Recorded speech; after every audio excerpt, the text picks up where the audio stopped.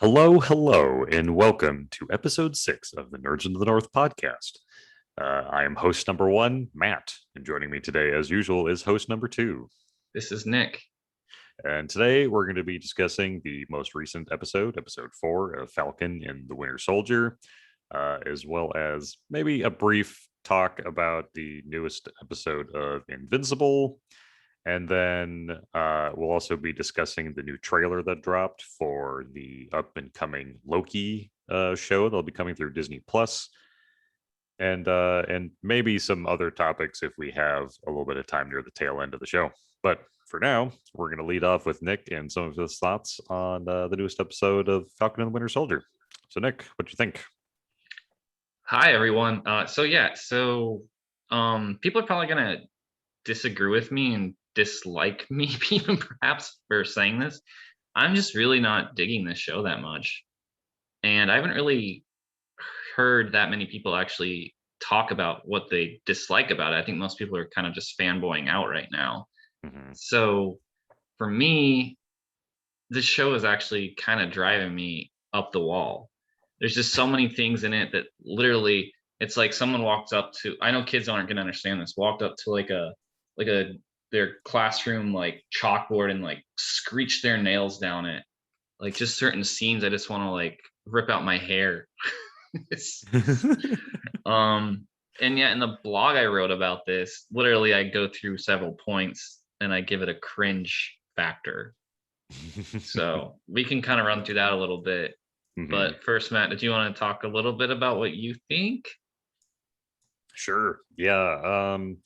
I think you and I differ a little bit in that I thought, I don't think the show has been amazing by any stretch. I do think episode 4 was a much stronger episode than episode 3. If I was going to make that comparison. But yeah, I do think that I feel like there are too many plot points and there's not enough character development happening for the main characters of the show. And they really, really leaned into that in the marketing of Falcon and the Winter Soldier. This idea that Bucky and Sam were going to be like talking about their feelings in a room together a lot more. And so far, Right. that's like maybe happened twice. And that's what the show should be about.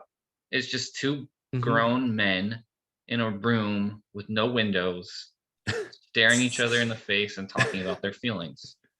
And like, I don't know. I think like there's room there. Like, I mean, I know you're absolutely being facetious, but like there's room for action as well as room for the character development side of things to still be there.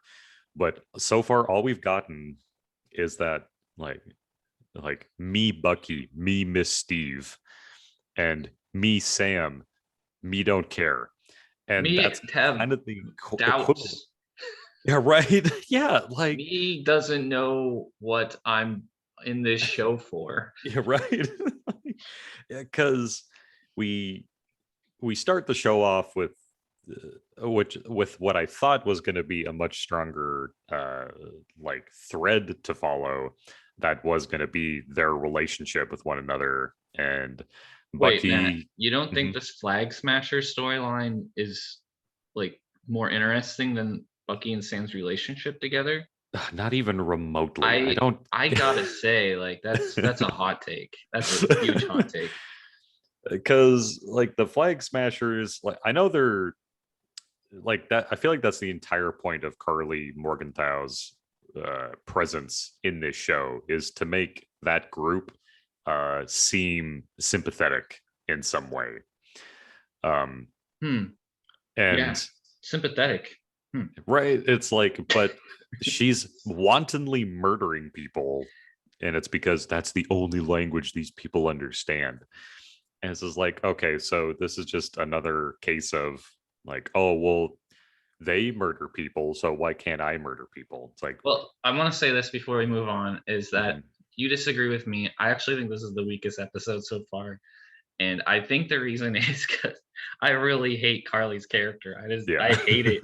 I hate it. I go away. Like, you're right. I did not sign up for this show to watch some bumbling sophomoric, like juvenile, have like Mhm. stupid political conversations that a 5-year-old probably has with his mommy. I'm sorry. Right. So I don't mean to be too harsh. I'm sorry. I just do not like her character. No, I think I don't know. I think of what happened last episode when they ransacked that facility for supplies. Um, what's the name of that facility or that organization? Like the G- GRC? Yeah, yeah, the GRC. Yeah, I know. Like that's really a compelling like villain that we're super upset that like the bureaucracy of the GRC isn't quite giving these people enough food. Right. Well, and what bothers me is so they break into this facility to take all these supplies, and then Carly decides that bombing this facility is the best course of action, which like she just ties people up and then leaves them to die there. That's the only language they understood, though. Yeah, right. And so What don't like you understand about this show's language, Matt? right. And so I find that really ridiculous in that like these people didn't do anything directly to her, these people. And they make the comment, I think it was one of her henchmen or something. Oh, I got Um, something to say about her henchmen too. yeah. But We didn't like even get to that pre-show. I got something really important to say about them. but no, like his whole comment is like, you had 6 months of supplies in here. And it's like, yes, Yeah. that's the entire idea of these organizations being here is to provide long-term relief for the people that are there. Okay. Like, Let's run through these cringe factor things. yeah. Does that work for you? Yeah, of course, Okay. please. All right. Biggest cringe factor for me the entire episode probably was when Carly Morgenthau was on was on the phone call with Sam's sister, and she said something to the effect of, "You remind me of myself. I like that." And at that point, I let out an You audible have gone like silent for me, cringe. sir. Oh, there you are. Sorry, you were gone for like a solid 15 seconds there. Okay, that's fine because it's recording. Um, Okay, good. but essentially, what I was saying was, "You remind me of me." That line, like it really upset me, and I kind of lost my train of thought. But yes, terrible.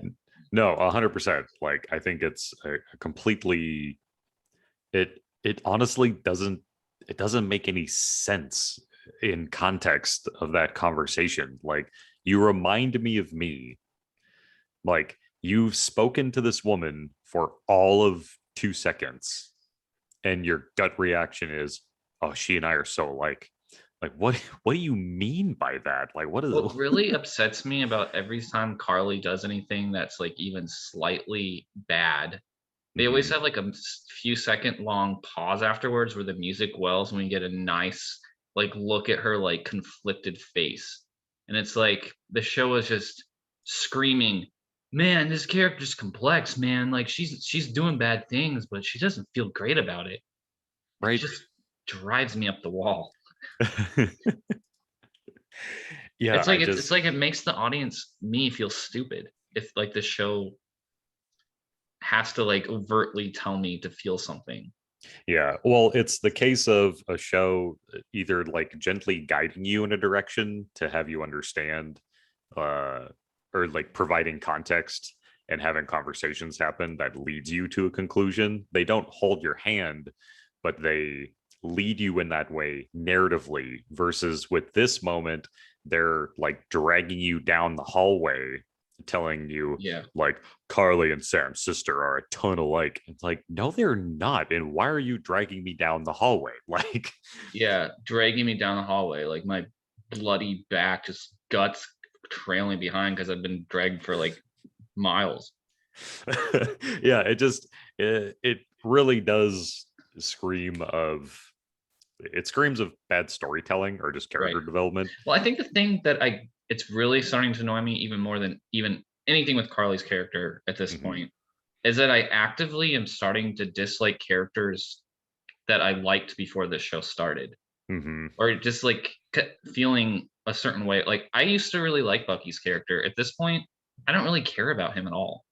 But we can move on and talk about some of these other points because let's keep going. Sure. My stupid mouse. Oh yeah. We can briefly touch on this. Carly eulogizes a character I know nothing about besides the fact that she's apparently a den mother to these flag smasher a-holes.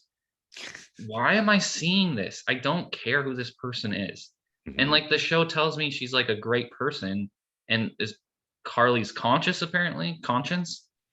Who cares? I don't know who she is. Stop focusing on it. Okay. Right. I don't know if you have anything to say anything about that. No, I think that's a valid point. Like they introduced this character, and I guess we're supposed to care, but I don't really know why we would because yeah, I'm sorry. Yeah, there's just she's a real person in the real world who died. I might feel a little something, even though I didn't know that this person. Okay, it's like that was a real person. No matter if they're a bad person, good person, that was a human being. I can recognize that. I feel bad for them. This is a made up person. I would care more about if a fly died on my wall. I'm sorry. Give me a reason to care, show. Like I don't have a reason to care. I don't care about Carly. I don't like Carly. Why do I care about her freaking mentor? Sorry. Right.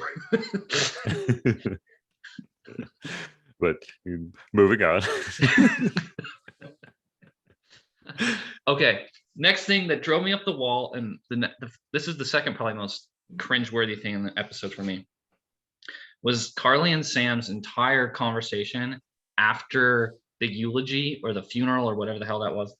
Oh my God. Like it just came off as like written by a middle schooler, which annoys me because I think this is supposed to be like a character defining moment for Sam where we're supposed to like look at him and be like, oh, see, like he's like a good guy who like wants to have conversations with the bad guy, can live in like a morally gray world where we got John Walker over here who's like has issues and like is angry all the time, wants to beat everyone up, and you know he's kind of hot-headed. But to me, it just came off like Sam and this Carly are like two stupid teenagers who are having like this dumb middle school creative writing class bad conversation with each other. Where literally everything that comes out of freaking Carly's mouth sounds like something that came out of Anakin Skywalker's mouth in episode 2, and he's rolling around in the freaking grass with Padme. It's like this stupid. there's just a roadblock in my way. Yeah, roadblock. I'm like, oh my God, just stop, show. You're not saying anything intelligent. I'm sorry. It's just not. It's like when your stupid teenage friend, you know, or when like some teenager who thinks they're all edgy comes up to you and says something. You're like, okay, yeah, you gotta, that's cool for you, man. But after a few years, come back to me in 10 years. Then you'll have something intelligent to say. That's what that conversation sounded like to me. No, tell me how you really feel. Sorry. I'm getting frustrated with this television program. Sorry. Yeah. Well, what it reminds me of, like narratively speaking, is Holden's character from Catcher in the Rye, right? Kind like of. the phonies, right? Like yeah. all of them are they are the phonies, but I'm legitimate. Like, well, I would respect the show actually a lot more if like that's what it was, because Holden comes off as immature, and that's intentionally so. This show wants to make it seem like this Carly Morgenthau is some sort of heroic Robin Hood Captain America candidate. Are you kidding me? Well, that's the thing too, is like I don't think I'm mistaken, but I believe Carly Morgenthau has been Captain America before in the comics. See, I don't know anything about her character. I should probably look it up. I know the Flag Smasher is a person, like it's one person from the comics. Yeah, but I mean, there are a ton of people that are in the show that have been Captain America at some point or in some way in the comics, like Carly Morgenthau, Lamar Hoskins, John Walker's friend, I mean, I guess I'm going to do my spoiler. Yes. He tragically dies. So he dies at the end of the episode. It's very sad. This guy that we literally, his whole character is him being like a man-child and like the sounding board of John Walker. Literally, he's not a character. He's just like like a thing of like Well, a and the fact that he's there, like I think almost entirely because that he's been Captain America before in the comics, because like he's been Captain America, obviously John Walker, um, Isaiah as well. Like there are just a laundry list of people, Bucky, Sam, like all these people have been Cap in some way, and that's kind of a fun Easter egg for those people that know about it. But it took a Reddit thread for me to find that information out, because I wasn't going to connect those dots or assume that any of these people had been Captain America before. I didn't know that it was such a commonly worn hat in the Marvel canon. Um, but yeah, like I just don't. I'm really not caring so much about Carly in the show, like, because yeah, because you have a point in that she's not very she's not very nuanced. She has seems to have no idea what she's talking about, well, and I she guess just that's a good thing to move on to point four because we've talked mhm, about this before too. The show tells us everything about Carly. It doesn't like mhm, show us anything about her. right, Like we're told she's a hero. She's Robin Hood, you know, but hmm. we don't see it. So there's no reason for me as an audience member to care about anything she's doing. Well, and yeah, like the comparison to Robin Hood always comes is kind of strange to me too, because Robin Hood didn't have a, I mean, at least in my Disneyified version of knowing about Robin Hood, and even some of the either more silly or serious movies, he's not one for like wanton violence or killing people. Like he does the stealing from the rich and giving to the poor shtick. Well, just because this is like a modern Robin Hood. So Right. Well, no, like it, yeah, it just doesn't make a ton. The comparison, I don't think, really holds very well. And yeah, if the show were giving us a better example of like how or why we should think of her that way, all I've really seen is that she and her ilk stole some super soldier serum, took it, yeah. have superpowers, and are now like stealing from these facilities and then killing people. And then now all of a sudden their objective is to kill Captain America. What, like, why? Why is that suddenly their objective? Like that kind of seemed to come out of left field. Yeah. There's a Uh, lot of things in the show too, and I'll get more into this later. But like I remember, like Falcon and Bucky confront her at the end of the episode, and something happens, and I think one of them like jumps or something. Like they have to flee, and mhm. then like Carly just like freaking hits them, like kicks them, and I'm like, why is she attacking these? Why is she attacking them? She has literally no reason to attack them right now. It's just like annoyed me too. Right. Yeah. Well, because I think the whole thing was that um like that I don't think it was very well explained in the episode, but essentially that conversation was to distract Bucky and Sam from the Flag Smashers uh going to kill John Walker. Oh, okay. So yeah, like that moment is her using like herself and their fixation on trying to like fix her to distract them long enough for them to be able for the rest of the Flag Smashers to go after John Walker. But again, like it took me a minute to connect those dots, because I remember during the episode I was like what is this sudden urgency, like that Sharon is now contacting them and telling them like where Walker is and why that's important, and like, oh, she was distracting them. Like Okay. I guess that makes more sense now that I'm thinking about it. yeah, like it Yeah. does. I don't think it makes the scene any better, honestly, because like I mean that does mean that Carly's manipulating them, which I think is one of the more interesting things she's done in the show. Um, but that doesn't make her very redeemable. I mean, With I'm fine with her being a straight up villain. Like, I think mhm, that's more interesting to me that if she was a straight up villain that just had some redeeming qualities. But it mhm, seems like this show constantly wants to be like, but she's actually okay. Like, she's just conflicted. She has good morals, good, no, not mhm. morals, but good like intentions, which kind And of like annoys me too because I think mhm, what they're trying to do with this is sort of give it like a this. She's a, her character is a metaphor for like the migrant crisis, which mhm. is interesting. Like I find that interesting that they would go that direction because that is something that's happening in the real world. But that kind of goes to my next point here. And my next point, shoot, my stupid mouse. It drives me up the wall when shows do this. Why is Carly surrounded by like these certified hunks that have like perfectly groomed hair? It drives me crazy. These people are supposed to be like underdog, like migrant, dirty and stuff. Why are they all like male models? I would actually watch that show, like a rebellion of male models. I think that'd be pretty interesting. But I'm Rebellion just of like male models. so annoyed with shows that do that. Like, give it a little bit of grit. Like, I want that. Even their stupid logo is like too like perfect. Make it seem sort of edgy. They should be edgy. I'm sorry, I just don't like these characters. They should have never been in this show because they don't know what to do with them. I don't like them. Yeah, well, no, like I don't disagree. I mean, I think the fact that Carly is the leader of the Flag Smashers uh is just feels a little weak.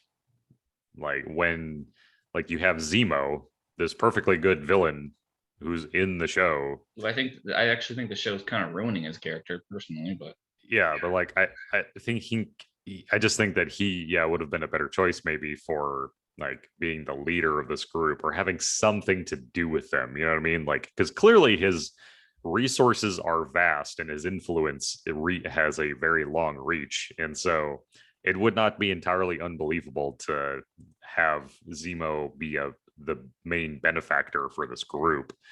But instead, we're led on this wild goose chase with Carly, and the show just pivots into really focusing on her. Because you and I, initially talking about this show, we couldn't even remember this woman's name in the first like 2 or 3 episodes. And then now all of a sudden she's like a main plot point. You're like, oh, what if she's redeemable? It's like, why does Sam suddenly care so much about saving this woman? yeah. I mean, I agree with you, and I think that's an issue with Sam's character as well, which we can get into further down if we want. Let's do that. Well, the next thing I was going to talk about was this. I'm going to say this wrong. Is it Dora Milaje? Milaje? Dora Milaje? I think it's Dora Milaje. That was so stupid. Literally, this elite group of Wakandans walk into this room. Yeah, their one goal. Okay, you've cut out again. I don't know if it's recording me or not, but I know you're going. Just don't bring it up. I think it's fine. Talking about it's fine, Matt. Just like this fight. I really don't know why we're having these audio issues now. Matt, can you not hear me? Yeah, you were gone again. It's saying something about my internet connection not being stable. Yeah, I would say when that happens, just don't bring it up because, or if you do, just say like, "Oh, you cut out," because it's gonna record me. Yeah. Okay. Good. Yeah. It's fine by me. But yeah, you were saying. Anyway, I just think it's like the stupidest scene ever. It just like frustrates me to know because like this elite group of like Wakandan soldiers come in or whatever they are, and like their only stated goal for being here is to collect Zemo, right? That's the only reason why they're there. I don't think they have no other reason of being there. And stupid John Walker puts his hand on her shoulder like an asshole, right? And then it starts off this freaking 5-minute long freaking fight scene where of course Zemo gets away because he has to get away. Of course that's gonna happen. Meanwhile, she's like flinging freaking spears at these people trying to kill them. And I'm like, this is so stupid. Why are you people doing this? You have one freaking goal. There's no reason. Yeah. It does not make you look good. I'm sorry. Is this supposed to make me respect these characters? It doesn't. It doesn't. No, it makes them look like stupid, like people that are like really vain and not very good soldiers. Yeah. And I'm like what I said here. It's like hopefully the next time she runs into Zemo, some dummy doesn't like look at her wrong or something. Because she's gonna get distracted beating that guy up instead of actually doing what she's there to do. It's like so dumb. I'm sorry. No, I mean I don't disagree. Like I think that like the action of the scene itself is interesting, but what's stupid is the reasoning for it. Because like John Walker starting a fight that he and Lamar can't finish, I think is a character building moment in that he hasn't earned the shield in the same way that Steve did. And it kind of goes back to like the whole point of like the super soldier program to begin with. You know, the whole point of the serum is that it enhances what you already are. So in the case of Steve, he was a good man, and so he just became an even better, more capable man in the circumstance of becoming Captain America. With John Walker, with the inclusion of the serum later in the episode, and this fight is probably like a catalyst for him wanting to take the serum, because he gets his ass kicked in this scene.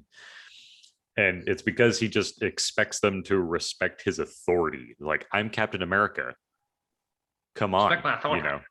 Yeah, right. Like it reeks of like he has this expectation that people need to respect him because he's wearing this uniform, but he hasn't earned it. I think John Walker is by far the most interesting aspect of this television program right now. Mm-hmm. I actually felt for him when he was like, they didn't even have super soldier. They were just normal people and they still beat me. I felt for him. I mean, and you got to take into account like John Walker's character too. He was in war. Like, he's probably suffering from PTSD. It doesn't overtly mention that, I don't think, but obviously he is. He has all this pressure put on him to like be doing a good job and to live up to Steve Rogers' name. And on top of that, I mean, he probably has like some anger issues. I mean, he's just like a normal guy. And that's the whole point of the character, though, is like for him to come into this role, and he's not the right character for the role. Like, I think the show is doing a good job of making us sympathetic to him in some degree. Because like when he said, when he did say that they weren't even super soldiers, you know, and is realizing just how badly they were beaten. Like, I did feel for him in that moment, but I haven't felt very bad for him at all over the course of the show, though, because he just is using his swagger to try and get what he wants. He's like, well, I'm Captain America, motherfucker. Like, you have to do what I say, or you have to give in to my demands. And that has not worked a single time in the show so far. Yeah, I mean, I think that's commentary on America's place in the world, and it's interesting that you say that. And like, I honestly, I get what you're saying, and I like John Walker as a character, and I think the actor does a good job, and I almost think like that's the entire reason why I like him as a character, because I think the actor is doing a good job. So, but again, like, he's like the only reason why I feel like this fight was uber pointless. In the same way that you talk about. Yeah, in context, like, it was entirely done for Zemo to get away during the fight, like, because they didn't have a convenient means of making that happen otherwise.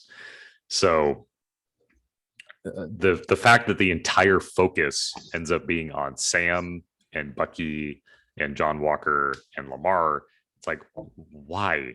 Like, why would they suddenly just stop giving a shit about where Zemo goes, or not pay attention to him and his movements during the fight? It doesn't make any sense. Yeah, I agree. Can you hear me?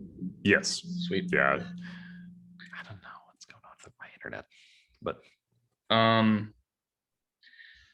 yeah, I mean, just to summarize that section, I think real fast, like in context to the Dora Milaje, I think it looked bad for them, and I think it looked bad. I mean, in context of the story, it kind of works, but just as far as the characters are concerned, really poor look. I'm sorry, it was. Okay, here's another one. I think I briefly mentioned it up above. Sam is such a freaking boring character. Seriously, the guy has like no motivation. Like, I don't know what his motivation for being here at all is. Like, it doesn't make any sense. Honestly, I don't. Does Sam work for the government? I have no idea. Like, I don't even know in context. Is he just a free agent? Why does he know about the Flag Smashers? I don't even, like, besides this Joaquin guy, Joaquin Torres. I don't 100% understand how this even happened. But at the point of it is like Sam is completely almost defined by his doubt at this point. Like it Mhm. seems like he's just kind of floating through life, which I'm sorry doesn't make a very compelling character. Like it and like again, he's also kind of defined by how stupid he is. What the Mhm. I still like you said the gangster phone scene from the last step that was stupid. Right. And to me, like Steve seemed like he was always trying to do the right thing, no matter what the stakes are. Sam Mhm. kind of just feels like an emo kid who doesn't know who he is. And if he doesn't know who he is or what he stands for, why the heck do I even care about this person? Like, let someone more interesting take control. At this point, I'm Well, fine with freaking U.S. agent being Captain America. well, I think ultimately, I think that's what the show should be doing a better job of is giving Sam more of a purpose, because most of the purpose of his character has been through the lens of Captain America and more specifically Steve Rogers, because where Steve went, Sam followed. And up until this show, Sam and Bucky, for the most part, were characters who were sideline characters that trailed along after Captain America, after Steve. And when you take him away and you leave them, then what are you left with? You're left with two characters who are followers who don't have a leader anymore. And that's what drew me initially to this show. Um, was going to be the exploration of that and them standing on their own two feet. And I think Bucky is doing a much better job of it. Like, I think Sebastian Stan's performance as Bucky has actually been pretty good. And I actually really Yeah, enjoyed that scene. the opening Um, scene was pretty sweet, actually. yeah, like his like dealing with the programming that was put into his head was a really interesting and I think well acted scene, and I really enjoyed it. And even Bucky has some funny dialogue in this episode, like, Sam saying that, like, those are your friends, our friends that you're talking about, like the Avengers, not the Nazis, like kind of a tongue in cheek thing. But like, I think, but yeah, Sam is not really doing very well in terms of standing on his own 2 feet. I feel like he's bumbling from episode to episode, not really doing much. And the show is trying to give him purpose by making him care about redeeming Carly. But I don't understand why he's even caring about her in the first place. Well, the thing is, like, as a viewer, you want, or as a writer, you'd probably want your audience to care about Carly. And I'm sorry, like, they just haven't given me a reason to care about her Mm-hmm. or her story. Yeah, because she clearly cares deeply about the people that she's trying to protect, but like Who are much in the apparently a same, bunch of male models. So yeah, or like much in the way that that like when John Walker takes the serum uh to now be a super soldier, like we immediately see the consequences of that, in that it has amplified more of what he is now. And so like that belligerent, angry person who doesn't know how to handle a problem without punching his way out of it, um, kills a man in anger at his friend's injury. We're not, I yeah, mean, I think he's probably dead as far as I can tell, but I it's don't know. interesting too because when he's talking to Battlestar in that one scene, Mm-hmm. basically Battlestar's like, "You're John Walker, man. You always make the right decisions under high stress scenarios." He like, literally says that, and as a viewer, I gotta think you can be like, no, he doesn't." I have Yeah, no, literally not like seen that at all. So I think I'm going to start calling that the Wonder Woman effect, because I've brought that up so many times in the last year when it comes to film and television. In that, like in Wonder Woman 1984, Diana and Barbara are talking in a cafe, and we just see the end of this conversation. Diana's saying, "Oh, Barbara, you're so kind and funny." Like, where is this character? Because Barbara's not it. This person you're talking about, that's not her, because we don't see that at all. You're telling us what we should believe. And that's exactly what's happening in that freaking scene with Lamar talking to John. It's like, that's not character development. You're just telling us, oh, he makes good decisions under stress. and like 100% of the show he is not, like you just said.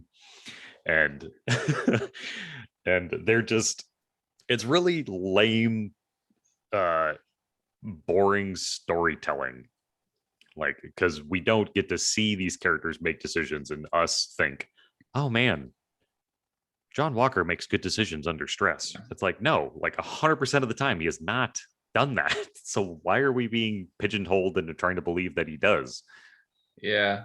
I mean, I think part of the more I think about this show, it really does feel like an MCU movie stretched over I don't know how long this is. I'm gonna say 5 hours, Mhm. 4 hours, something like that. Sure. And in the case of the MCU, which is sort of like a watered down reality, the pacing of the show just seems off to me.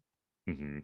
And I feel like it's almost like a Disney-fied like reality. Like none of this seems like it's supposed to be down to earth, but it doesn't feel that way to me. It feels fake. Like, I nothing in it feels real. It feels like made by a committee. You're like, oh yeah, this is what should happen next. Oh, here's what the audience should be feeling. We got to make sure. It just feels like so languid and slow, weirdly paced to me.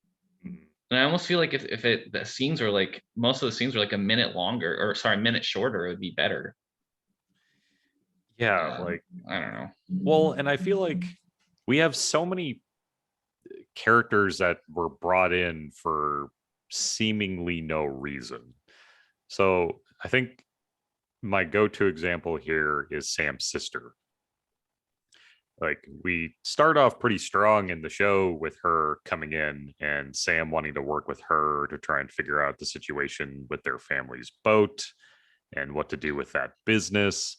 That And storyline still makes me angry, by the way. Like I yeah. still don't like it. I still don't like that there's this boat that apparently like what she said, like I get it. She's like, "Oh, the US government doesn't." I can't remember her exact saying, but she's like, "Yeah, the US government doesn't understand my people or doesn't like us or something like that." And I'm Mhm. like, "Well, what does that have to do with the boat and the bank?" Like I don't get it. Like what is the US government like what?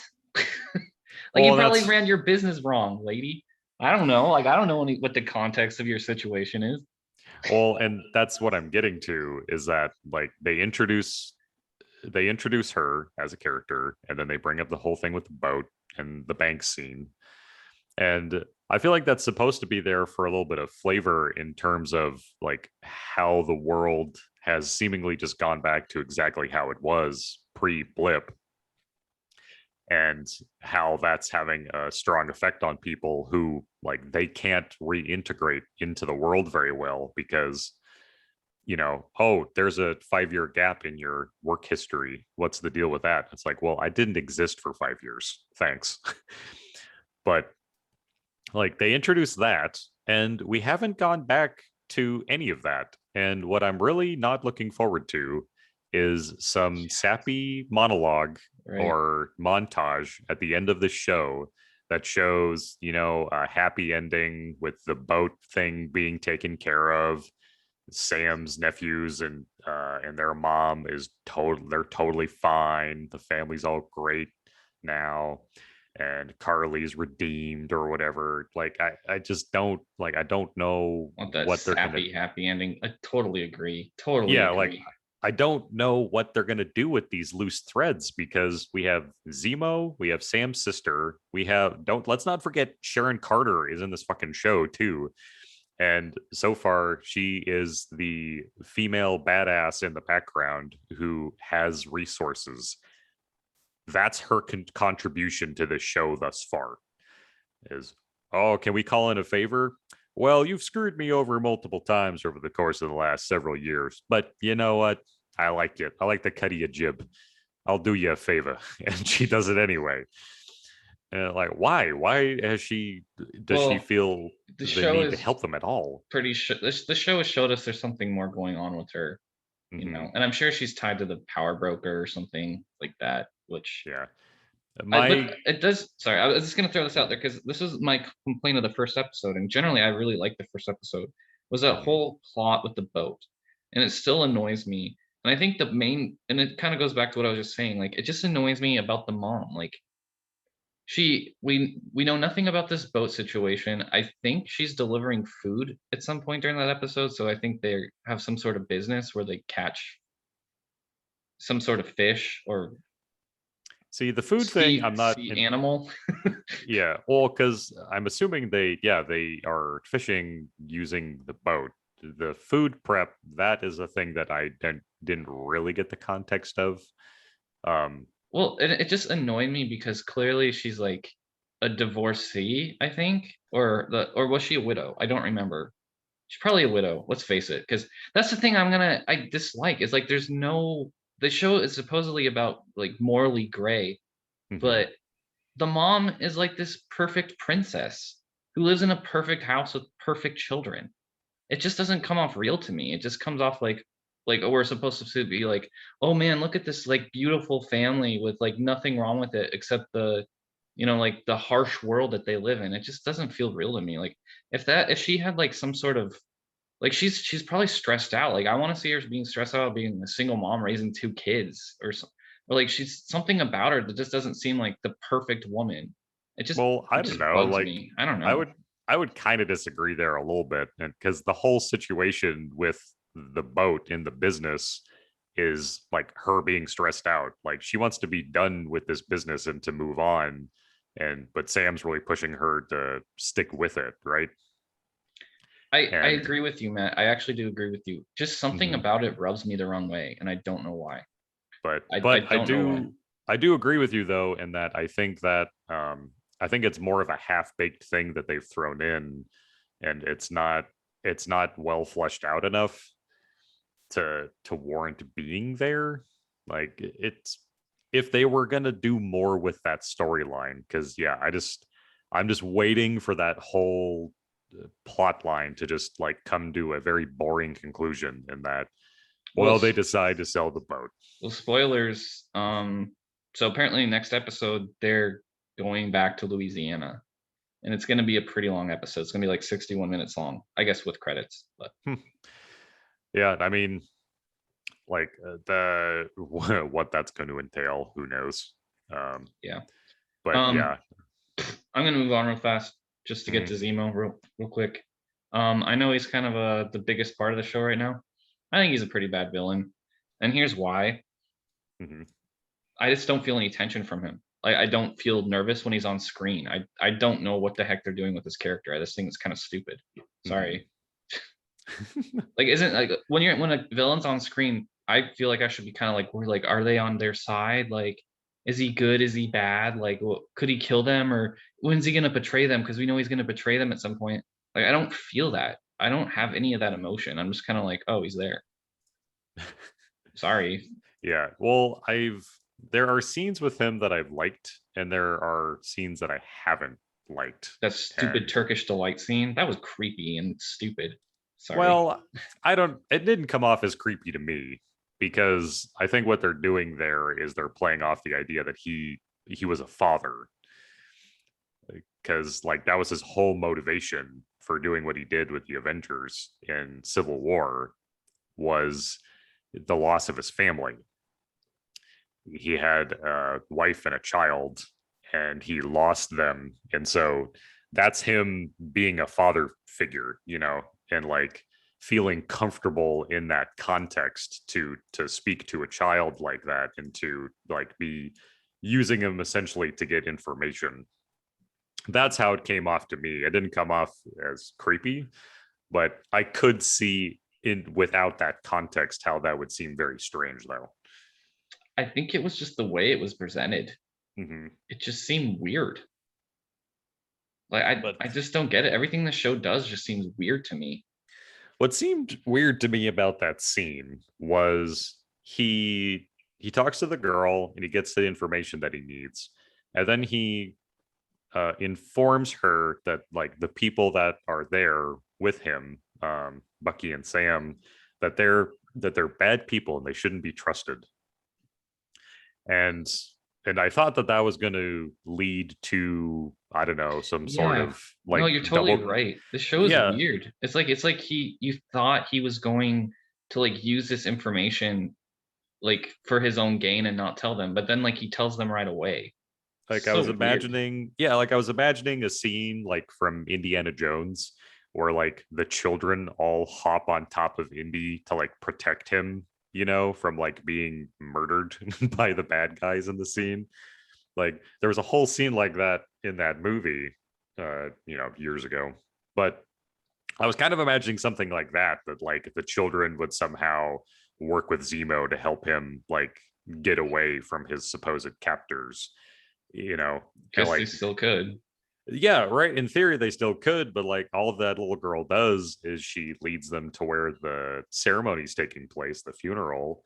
I did And like that he then, called her his associate. yeah, right. Which I thought like was kind of cute, but like it just seemed very weird how they presented it. They could have cut out the whole bit with like, oh, they're bad people. Like, Yeah, that should have been on the cutting room floor. yeah, it just seemed like a very weird addition. Like, I don't know why they did that. So I don't know. Like, I think Zemo has been, for me personally, I thought Zemo's been one of the stronger uh characters in the show, but that's because of how consistent he is. Well, I Like, will grant you, he's stronger than Sam, and he's stronger than Carly Morgenthau. mhm. Like So Zemo and Bucky are kind of like my go-to I don't think that's a examples. great like compare. he's he's like Mhm. literally so there's a mushy poop and then there's like hard poop. He's the harder poop.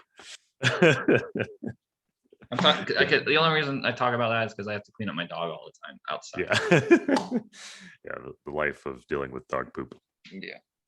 But yeah, no, I think that some of the scenes, and I think it's mostly how they use Zemo in the show that bothers me. It's not so much Zemo, the character himself, like him murdering the scientist who's been working on the super soldier serum.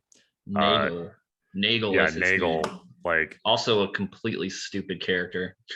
yeah, like he just like spills his guts moments after meeting these people, like very little hesitation. But yeah, like Zemo killing him, like, well, no shit, he's going to do that. And but our wayward heroes apparently don't consider that much of a problem. Like, oh, this guy who has like gone to the like ends of the earth to try and break up the Avengers or to get rid of super soldiers, period. Yeah, let's just put him in a room unsupervised with Yeah. this guy, Well, see how it goes. and I think that's an issue with this show. It's like the plot needs someone to do something, and then Mm-hmm. that person does that or lets it happen, or there's a fight scene because they need a fight scene, but it doesn't make 100% sense in context with the characters. So it kind of like undermines the characters. Yeah, like my It makes go-to example. Sam look Mhm. stupid too, with that whole Yeah, telephone scene and like letting yeah, that's exactly it. Yeah, yeah yeah like that whole scene is just so weirdly out of character for Sam. Like, you mean to tell me this guy would forget to turn his phone off? Like, what? Why? And you're right, because it was just there for them to initiate that fight scene, and that's it. yeah. Yeah, bothersome. Um. Uh, I guess this is the end of what I guess I'll just go through what my final thoughts on episode 4 were. Hmm. Um, if I was gonna have the positive aspects of the show, and I'm just talking at the top of my head, I definitely think for me, John Walker is still a positive. Uh, the first opening scene I thought was pretty strong with Bucky and probably saying her name wrong. It's Io, I think is how you pronounce her name. Thought that was pretty cool. I think the actress that plays Io is pretty like she's pretty good actress, I think, or she's Hmm. really intense, which makes her good. Right. I think Sebastian Stan is actually a really good actor. Hmm. Still on the fence totally about the actor that plays Sam, Anthony Mackie. I Hmm. honestly I think he he's the wrong choice for this character. Sorry. Yeah. He seems like a good guy. I just don't find him compelling or charismatic. Um, Well, yeah. The way I've described it recently was that I liked Anthony Mackie as the Falcon before this show, but as the episodes have gone on, I found myself liking him less and less. Yeah. Do you know what's weird? Like, I kind of had this weird thought where this show almost feels like this is the B plot to a larger movie. Hmm. Like, it feels like there's an A plot with like Captain America or Thor or some A-list character that's still going on while this show's going on, and we're like seeing like the boring part of the story, kind of. Yeah. Well, and that's what leads to my theory that I don't think we're seeing Sam become Captain America in this show. I think we're going to be left. That's going to be left dangling at the end, so they can make a movie that will fully explore that transformation. And I this whole show has really been hope like a red they herring. don't do that because I don't want to see a Sam movie, and like I think that would totally undermine this show's reason for existing. I think it's been doing a great job of that ball by itself so far.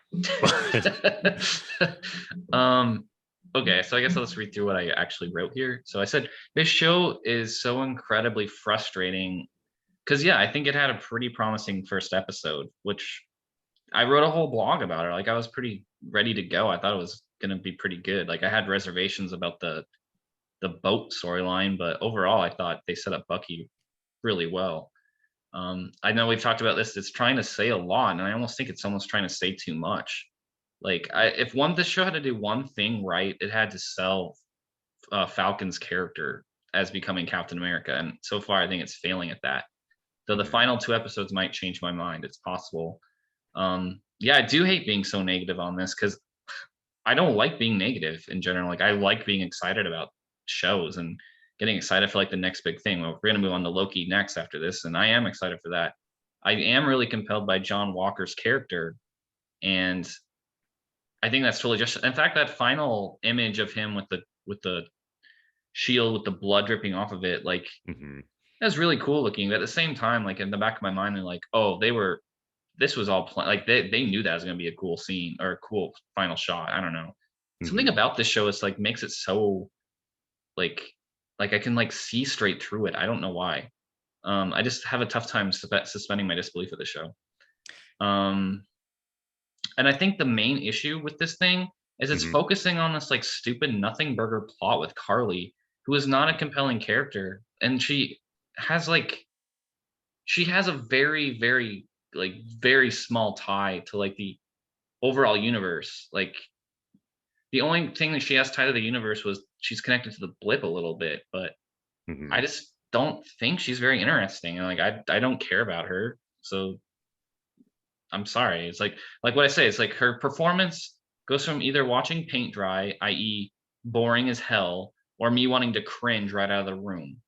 Uh, Mhm. like I said, the closest thing I can compare this show to right now, and I hate to say this because I do love these movies, is the Star Wars prequels. It just is coming off as, like, super amateurish to me. Like, the whole show feels like it's like amateur hour. Sure. Um, and like I said, I don't like being negative. So that's what I got. What are your thoughts, Matt? I don't know. I think I love being negative. I don't know what you're talking about. Like, I'd much rather be positive about this show, is what I'm saying. well, I think what's happening for me, I thought I had tepid expectations coming into this show. Um, but I think I didn't lower my bar far enough to properly enjoy this show. Yeah, Be- WandaVision is screwing up everything, man.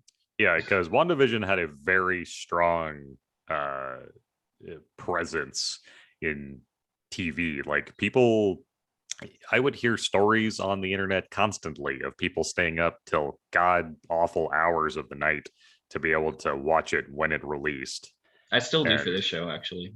yeah, see, and I have not been compelled to do that at all. But I just have Like to stay up till midnight because I'm on the I've West been Coast. But I've been far more interested in catching Invincible when that comes out versus this show.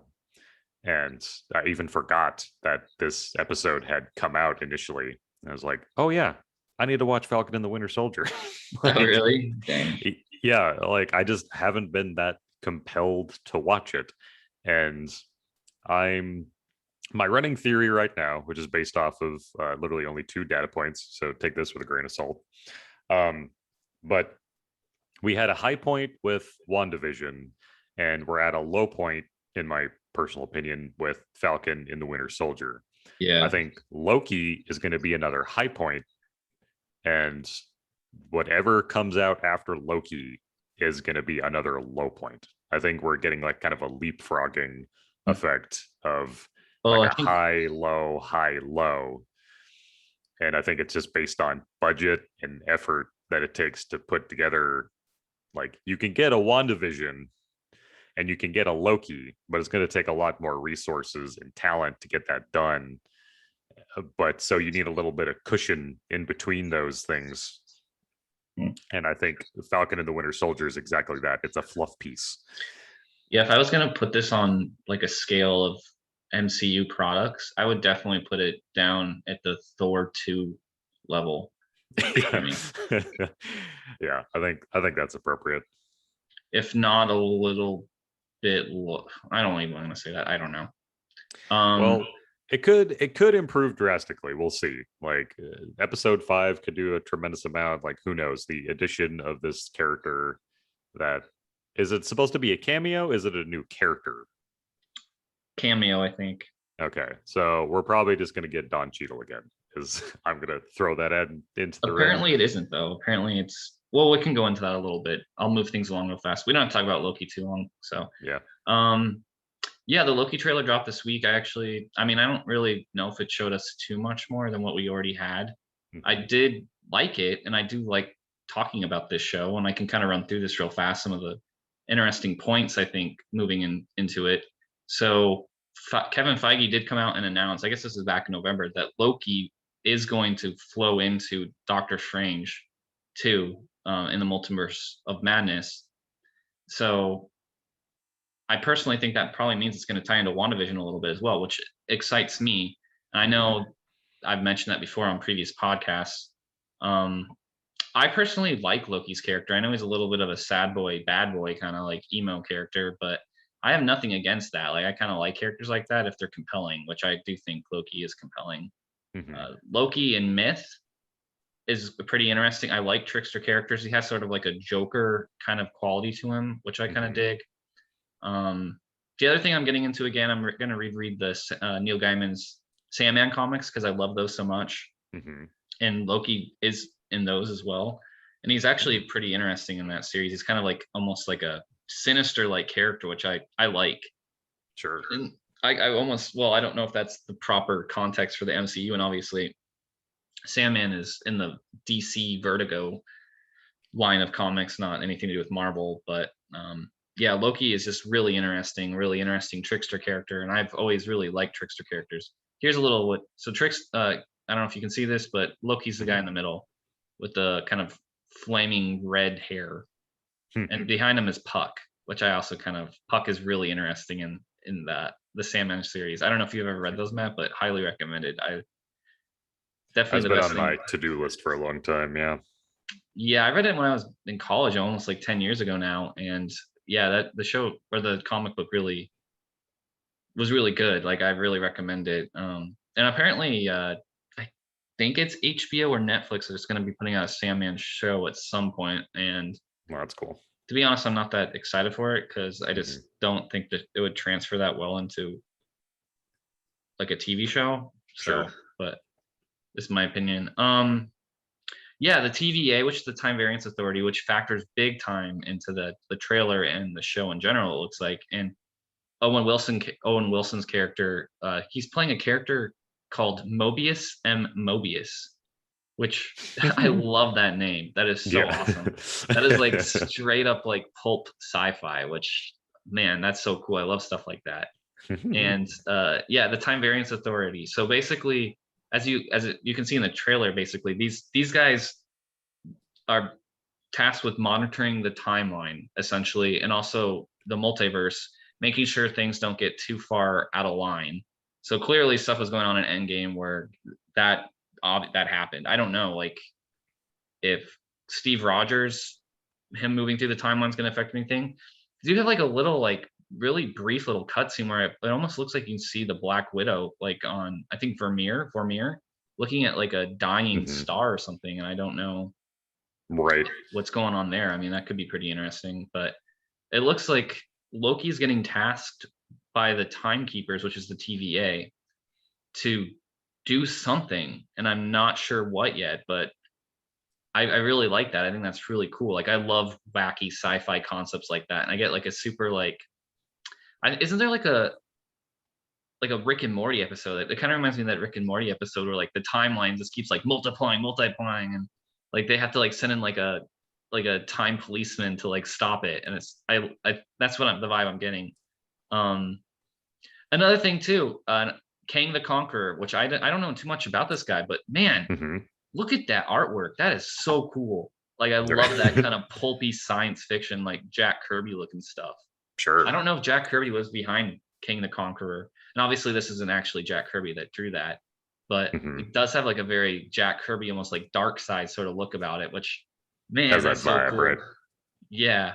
And he's apparently King the Conqueror is like one of the most powerful villains in the Marvel comics. And this Hmm. guy has a really freaking interesting story. And just before I hop into this, so Kang the Conqueror, he is going to be coming into the MCU with Ant-Man and the Wasp Quantum Mania, which I believe is coming out in 2022. So he's going to be there apparently, and he's going to be played. I don't know if you've seen Lovecraft Country, but the main character in that, he's the main character from that's going to be the main character's actor from that's going to be playing King the Conqueror, which I'm a Hmm. little on the fence about. I don't know if the guy seemed like perfectly a perfectly fine actor, but I just don't know if I was like that engaged by him on that show. Sure, But sure. um, but King the Conqueror, I'll just read it. So this is from an article off Screen Rant. But apparently he's a descendant of Reed Richards named Nathaniel. But this guy's like super powerful. He's like from the future, and he can time travel. He's a Hmm. warlord from the future, and he's trying to go back in time to do something. I can't exactly remember what he's trying to do. Maybe it says like here. Descendant of Reed Richards named Nathaniel, although one of the doubts that will be kept, blah blah blah, do the blah, blah, blah, blah, but is a warlord from the future that uses his advanced technology to go back and conquer the past. That is so cool. I love that idea. Like that is such a cool idea. And apparently in the comics, the Time Variance Authority, man, I hate this mouse, man. Are like try and stop him from doing this all the time because obviously they're involved in the timeline. And they Right. can't outright like destroy him. I guess he can't outright destroy them either, or he hasn't been able to. There's like this kind of weird tension and war between the two. I think that's so cool. And if they don't keep this like style, I'm gonna be really disappointed because that is so freaking stupid and wild. But in generally, like Marvel is pretty good about keeping like compared Thanos to um Apocalypse and X-Men Apocalypse, Right. so much better. Like that actually the actor's makeup in X-Men Apocalypse pretty much ruined that whole movie. Sorry. Oh yeah. I mean, there are so many reasons why the movie was ruined, but Yeah. um, Yeah. And you know that actor is actually coming into the MCU too with Moon Knight. And mhm. I actually really like that actor, Oscar Isaac. He's really good. I think he's going to be a good pick for that role. Yeah. But yeah, what I kind of want to talk about, I'm not going to go too much into this because I know I've talked about it before. But in the Marvel comics, Wanda is a Nexus being, and one of the things the Time Variance Authority is tasked with is monitoring these Nexus beings because apparently the Nexus being is like has the same person throughout every single timeline. So they have like this crazy amount of power to like manipulate the timelines. So Wanda as a Nexus being would be highly monitored in the Marvel comics, and I'm hoping they carry that over to the cinematic universe because it was hinted at that she was a Nexus being in one of those fake ads. Hmm. So I think there can be some tie-in there where Wanda is tied into that show because she's a Nexus being and the TVA is tasked with monitoring Nexus beings. Hmm. Um, I guess my last point here is I'm loving the Loki trailer showing all this freaking bizarro imagery. I don't know what to expect right now entirely. But I can tell you one thing, I'm pretty sure it's going to be better than Falcon and the Winter Soldier because at least Tom Hiddleston is a pretty interesting actor. and it's going to be based around him instead of Anthony Mackie. So, and maybe Anthony Mackie will prove me wrong. Sorry, show, but I hope he does. Like, I really do want to like this show, Falcon and the Winter Soldier. But I'm more at this point. I'm more looking forward to Loki. I'm more looking forward to the next thing than I am to see how Falcon and the Winter Soldier wraps up. Anyway, any comments, Matt? No, that's kind of where I'm at too. Like I'm really excited for Loki because, and I think it's just based on the style of the show, because WandaVision, like anything was possible, right? Magic, sci-fi, like all of that was coming together, and Loki is going to be, I think, even more ludicrous in that regard, in that like there's time travel involved, so anything could happen. And so like having that be the world that we're living in, it just makes Falcon and the Winter Soldier seem so small in scope in comparison. And so I'm really excited for Loki. I think it's going to be a really fun show. And yeah, I'm definitely more looking forward to watching that than I am in even finishing Falcon and the Winter Soldier. I will finish the show, but yeah, they're gonna have to jump through some hoops to kind of re-grab my attention at this juncture. I'm absolutely gonna finish the show. Like, I've watched every single MCU movie. I didn't watch all the shows, honestly, because I thought the old Marvel television shows are kind of boring, and just the fact that they didn't factor into the movies at all kind of just drained all my interest to watch them. But I did see like the first season of Daredevil, and I watched Agents of S.H.I.E.L.D. I think like the first 4 seasons of it, which was it's a good show. I should probably finish it up, but it's been so long now. I feel like I'll have to rewatch those first 4 seasons again, and that's just a huge time commitment. I saw the first season of Runaways. That's a big meh for me, but yeah, let's move on, I guess. We're going to talk about Invincible a little bit. I thought we would just do this real fast since we're just on the topic of the MCU. So there's a cameo coming up in episode 5 of the Falcon and Winter Soldier. And I think this article or this Reddit post right here does a pretty good job of kind of like going over who it might be. So the character apparently is very grounded. They have a strong personality. So Malcolm Spellman, who's the writer of the show, he might actually be the executive producer too. I don't know. But he said he would like to see this character team up with Thor in the future. The character is not T'Challa, so obviously Chadwick Boseman is in the show, which is kind of a weird thing to say because he's passed away. But there was some theory like maybe he had filmed it before he had passed away. The character has never been seen in the MCU before. The character is not likely to appear in any upcoming film, so it's not a setup for a movie. The character is an existing Marvel Comics character. They were not created just for the show, thank God. I mean, I'm sorry, I was just thinking of Carly Morgenthau, though apparently she is a comic character. I don't know, but the character is played by a well-known performer. Interesting. Charles Murphy was originally unsure if the actor he knew about was the episode 5 cameo, but says that it is now. Okay, blah blah blah. He is Murphy says that he knows the cameo. So the cameo character is not the power broker, as he knows who the power broker character is. So this cameo is not the power broker.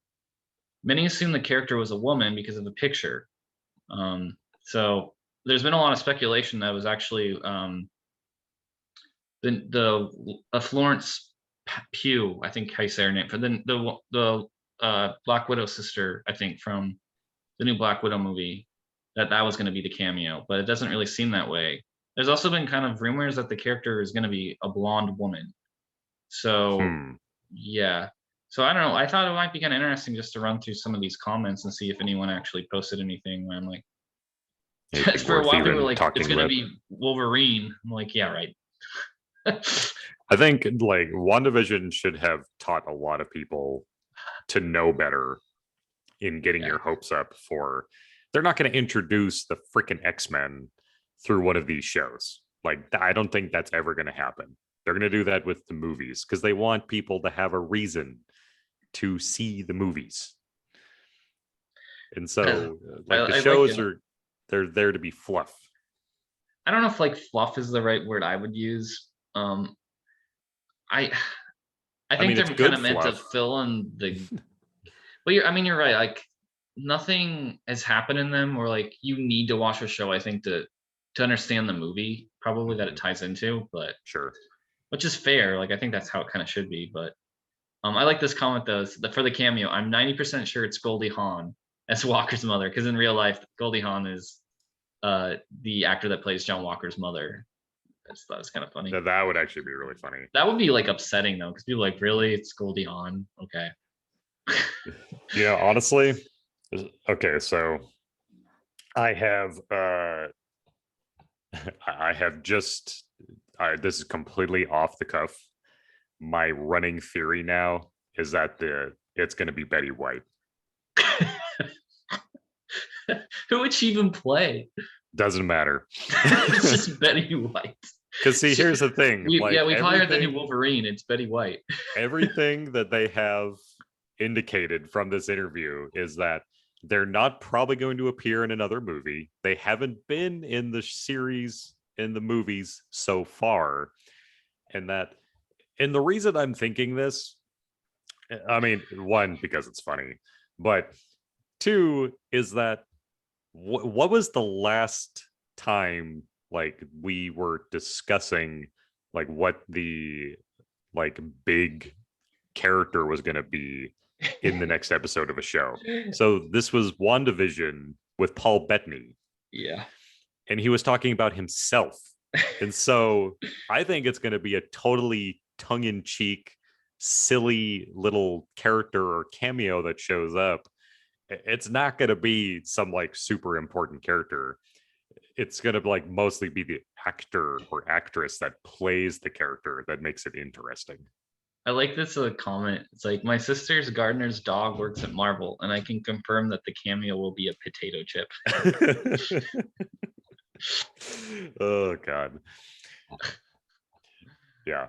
No, but yep, that I'm sticking with my current guess. Betty White. Betty White's going to be in the MCU as just one and done role. That's it. That's all it is. Yeah. Oh, okay. Well, you know what? It would be a hilarious troll move, which for some reason Marvel likes to troll their audience. So Yeah, which I think is a dangerous road to tread. But yeah, maybe it's gonna be Ralph Boner again. That'd be so funny. Yeah, well, because like the way that they're describing it just makes it sound like they're not planning on like using this person again. Like they're gonna kind of show up and like do a thing, and then that's gonna be it. Which I don't think there's any reason why they can't do that. I think it does get people's hopes up. Yeah, sometimes I think they just throw stuff out to see if people like it or don't, which I kind of like feel like that's sort of maybe what happened with Ralph Boner's character in a weird way, is like they were like testing the waters to see if people were open to the idea of including some of the old actors, and people were. So oh yeah, well, at least in the case of Quicksilver's actor, like I think a lot of people were really hoping that he would be in a permanent addition to the MCU in some way. But I also don't think that's ever going to happen anymore. I don't know. I mean, with the new Spider-Man movie coming up, it seems like they're throwing everything at it. So who knows? Like you got Tobey Maguire, Andrew Garfield, the actors that played like Dr. Octopus and Electro coming back. There's been rumors of William Dafoe being on set, and Emma Stone and Kristen Dunst. Like, so who knows? And like I really hope that's the case, but part of me is wondering almost if I mean that would be a hell of an expensive troll to be bringing in all of these people. But what if that's just what it is like they all play completely unrelated characters. They just hired these people specifically to show up as characters that have nothing to do with their former roles in the Spider-Man movies. They're just all there because I don't know, like I'm kind of thinking about this from Disney's point of view in that like they want to kind of take all the credit for like how awesome their movies are. And so like bringing in the Quicksilver actor like to actually play Quicksilver would be kind of admitting that someone else had the idea first. And so they're like, I mean, no, the thing, we're I the think creative you're power right. here. Yeah, but I mean, I think that'd be a Kevin Feige thing, and Mm-hmm. he was actually involved with a lot of those Marvel movies that are outside the MCU. Like that's where he got his start in Mm-hmm. like the Marvel universe, and sorry, the Marvel movie universe. Mm-hmm. So I don't know, like maybe he does feel some sort of ownership of that. I don't know. Yeah, but yeah, that's just me spitballing. I mean, I think what's going to happen, people are going to get their hopes up for this character and for the cameo, and it's going to be like people are really going to get their hopes up and hoping for whoever it's going to be. And I think it's going to be more of a funny cameo, uh, and one that's not to be taken too seriously. But I could be wrong. But Yeah, this person has an given what we've interesting seen already, comment. My best guess is that it's someone tied to the GRC, a bureaucrat or director type. They mm-hmm. probably have a name from Marvel canon like Gurick, I don't know who that is, or something. So not a super recognizable character, but played by an A-list actor. Mm-hmm. Think Glenn Close as Nova Prime, Robert Redford as Alexander Pierce, that kind of thing.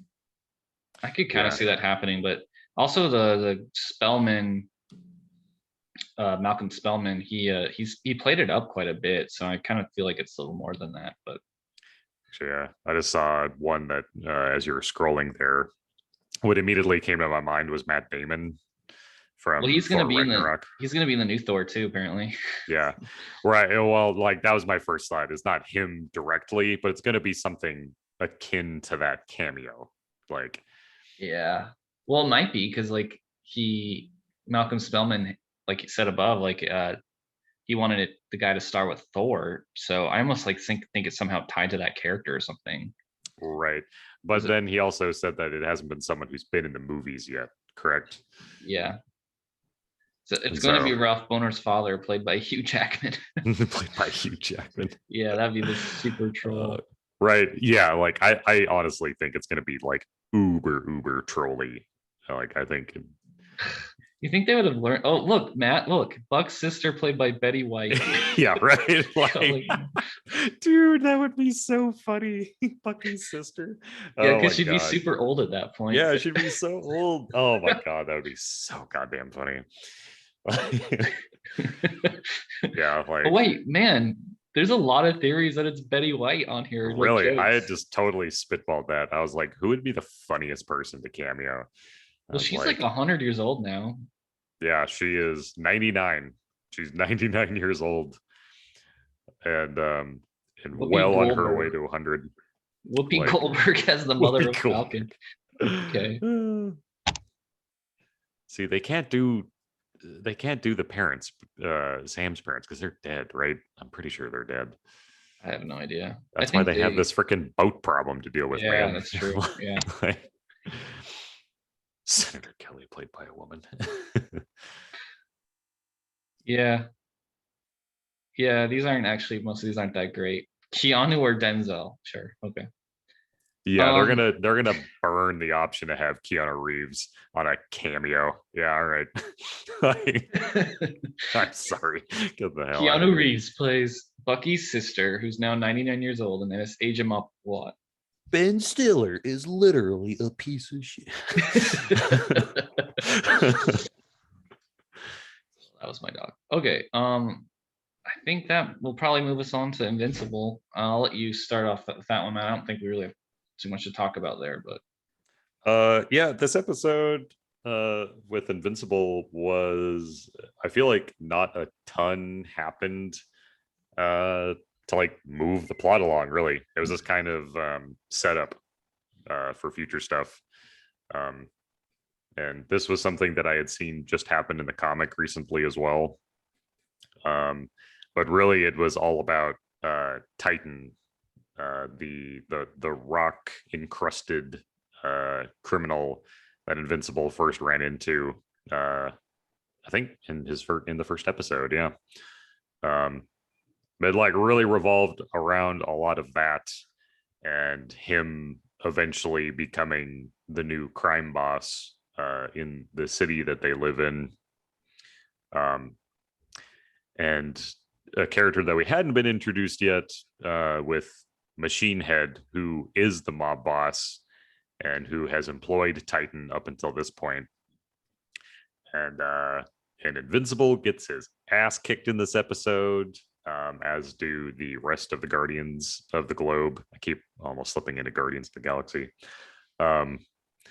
But yeah, like ultimately, I don't think this episode really moved the narrative along very much. And it does kind of cast that whole scene in a different light with the inclusion of seeing Omni-Man kind of like off in the distance, observing what's happening in Machine Head's headquarters. So that's kind of like a little brief synopsis. But I don't know. What did you think of the episode? I found it perfectly watchable. I think the major draw of the show to me is, at this point, I think it's like the visceral sort of fight scenes where it just gets incredibly graphic and like anything can happen. Sure. Which this episode did deliver on. So in that regard, I did enjoy it. But you're right, as far as moving the narrative needle and like big things happening, like, you know, Mark, right? He gets like, I will say that freaking lion tiger character is pretty cool looking. But when he like slams his weapon down on Mark's chest and there's like this splatter of blood, like for me, there's like no stake because I know he's not gonna die. So like it's a pretty weak cliffhanger for me, just because like and maybe I'm wrong, maybe the main character does die right away, I don't know, but like I just like yeah, sorry.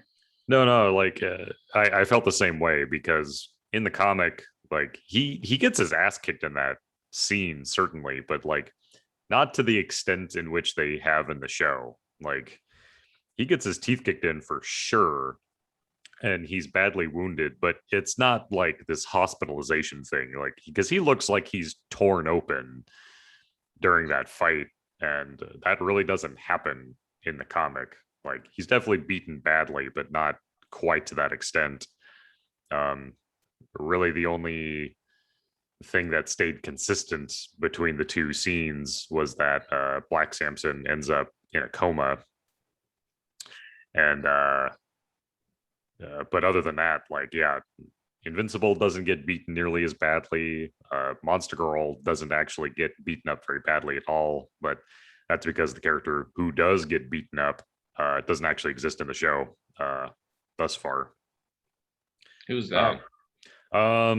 Shoot, I need to actually look up what his name is, but he's brought on to the Guardians of the Globe by the government, because the government isn't very happy with the Guardians' current performance. And he's another black superhero, but yeah, he's brought on because he can fly and he can get to the scene very quickly. You know, he's supposed to increase their uptime, you know, speed of getting to missions and crises. Who is the one like really just jerk on the team, as like fire powers, I think? What's his name? Oh, Rexplode. Yeah, that character to me is like completely useless. Like, and I usually kind of like characters like that, or just kind of like hot-headed and stupid. Well, he's basically a Gambit, but a douchebag in terms of like his powers. Well, I think one thing where he just got like the snot beat out of him by Monster Girl last episode. I'm just like, why is he even on the team? I don't understand. He seems just like a jerk, and he's not even very good at his job. So. Yeah, they I don't know if they're going to ever get around to doing this in the show. I don't know if they'd have the bandwidth for this. But there was a section in the compendium, the first compendium Invincible that I'm reading, where they actually go through the backstories, the origin stories of all the current Guardians. And so they go through Monster Girl's background, Rexplode, Multicate. Duplicate, thank you. Yeah, it's Multipole. She has a brother named Multipole. Because I do like that name. I think it's kind of clever. Right. Multipole's funny. And but yeah, they go through all their backgrounds, and And yeah, like Rex's actually has kind of a tragic backstory in that like his parents essentially sold him to like be experimented upon when he was of an age that he could be fully aware of the fact that they were doing that. Hmm. And yeah, like his powers are mechanical in nature. Like he has devices in his arms that allow him to do what he does. But yeah, he was like sold to some like foreign military power to be experimented upon as a young child. He's trained his whole life to do that, and he ends up escaping at some point and trying to find his family again. And it turns out that they like just totally moved on without him. They had another kid and were like celebrating like a beautiful family Christmas together without him.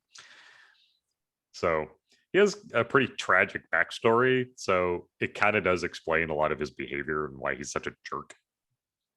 I don't know if it excuses it, but it does make him a little bit more sympathetic. Well, like I said, I usually like characters like that. It's just like usually if you're really a jerk like that, you can make it up by being more powerful than everyone else. But he just seems like Right. the weakest one on the team. So. Oh, for sure. Yeah, no, I don't know what ultimately they're going to be doing with him in just the property in general, because yeah, he seems pretty small potatoes compared to a lot of what else is going on. The interesting thing about the show too, like I don't know if it's interesting, but I don't think they've really established where a lot of these characters got their power from. Like what's her name? Like Atom Girl or Adam Eve. Adam Eve, like where is there like mutants in this world, or is everyone just like getting their powers from like weird radioactive stuff? Or yeah, so they explain her background as well.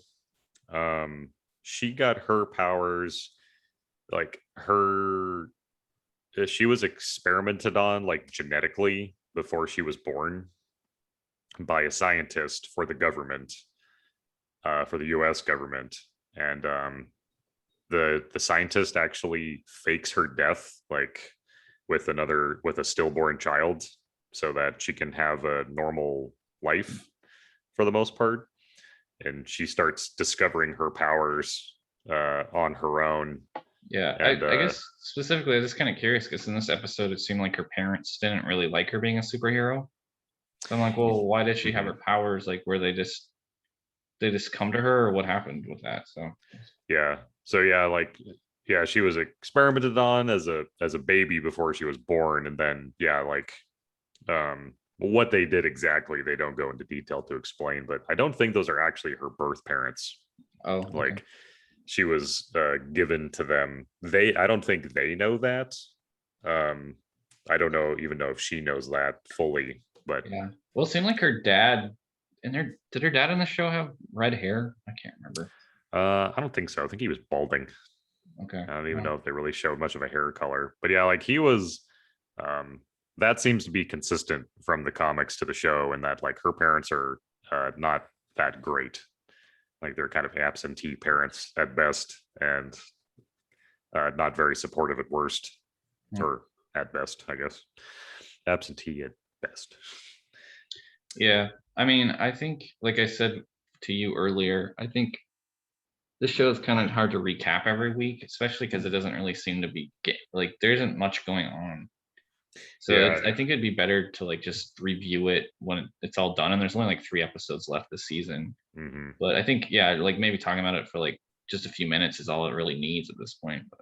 Right. Oh yeah. No, I think like you said, the episode is very watchable. The show has been, but yeah, I think really the only thing they set up is that Titan's going to be a more important part of the show long term, and that like Omni-Man like pretty purposely didn't get involved in trying to save Invincible while he was getting a crap kicked out of him, and you know full well that he could have gotten involved, but he didn't. So that kind of seems like the whole gist of the episode so far. I guess there's the whole subplot of Mark's mom becoming more aware of his going on, of Omni-Man's activities anyway, regarding the murder of the Guardians. So yeah, I mean, not really that much happened with that at this point. So yeah, it's been a very slow build on that front.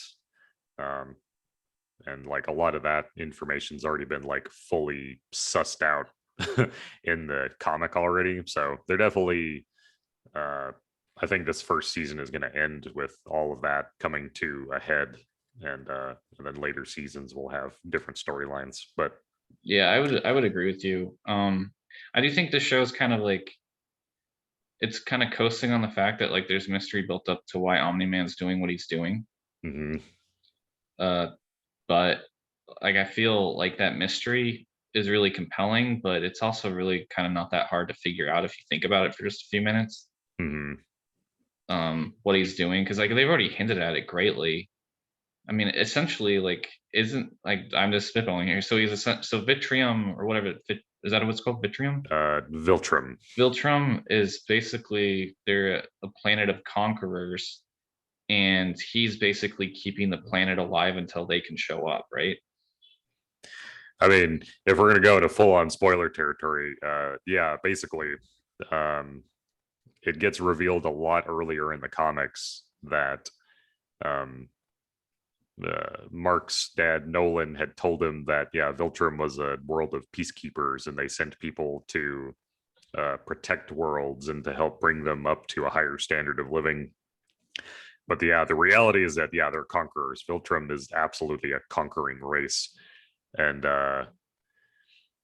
he reveals that to Mark after murdering a mortal for a second time, actually.